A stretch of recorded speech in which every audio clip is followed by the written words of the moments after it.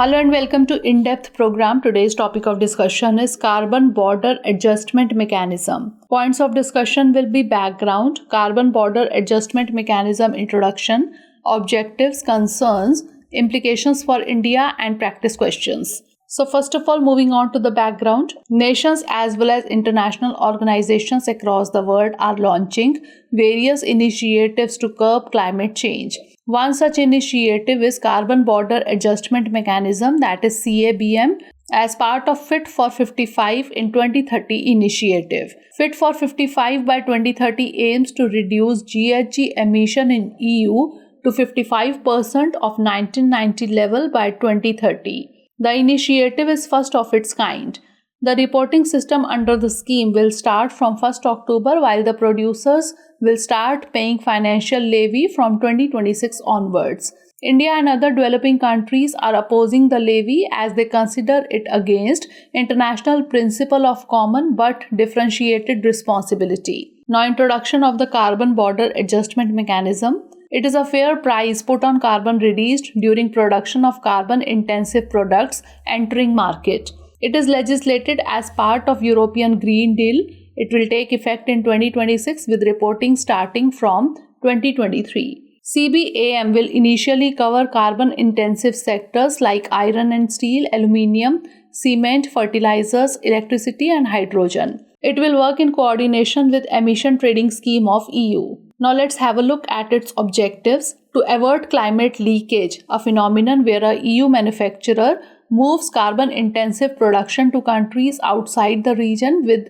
less stringent climate policies. It will encourage producers in non-EU countries to green their manufacturing processes to achieve EU's target of carbon neutrality by 2050.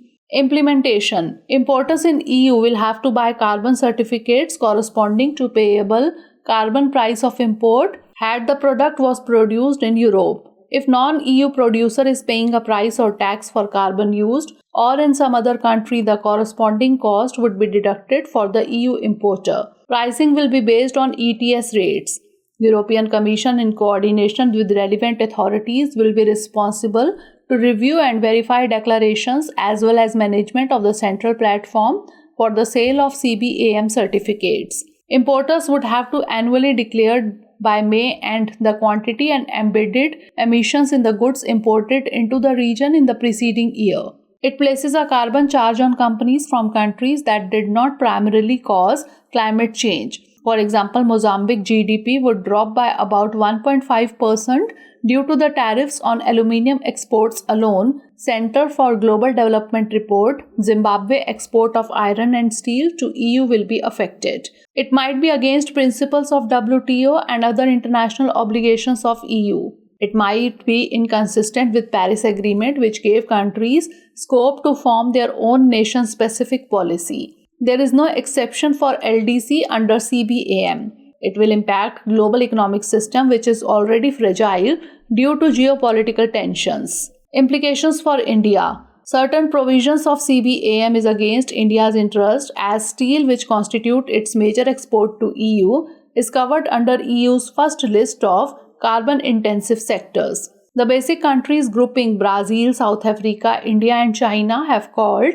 CBAM as discriminatory as against common but differentiated responsibility principles.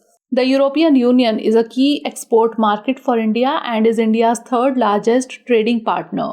Now prelims MCQ. Consider the following statements. 1. Carbon Border Adjustment Mechanism is an initiative of EU launched during COP27 of the UNFCCC. 2. It is voluntary in nature with importers having option to abstain from the levy. 3. It is based on the principle of special and differentiated responsibility. Which of the statements given above is or are not correct? 1 and 3 only, 1 and 2 only, all of the above or none of the above. And now mains question. Analyze to what extent has Carbon Border Adjustment Mechanism has fueled the debate of environmental protectionism at geopolitical area. So that's all for today. Stay tuned for the next episode. Thanks for watching.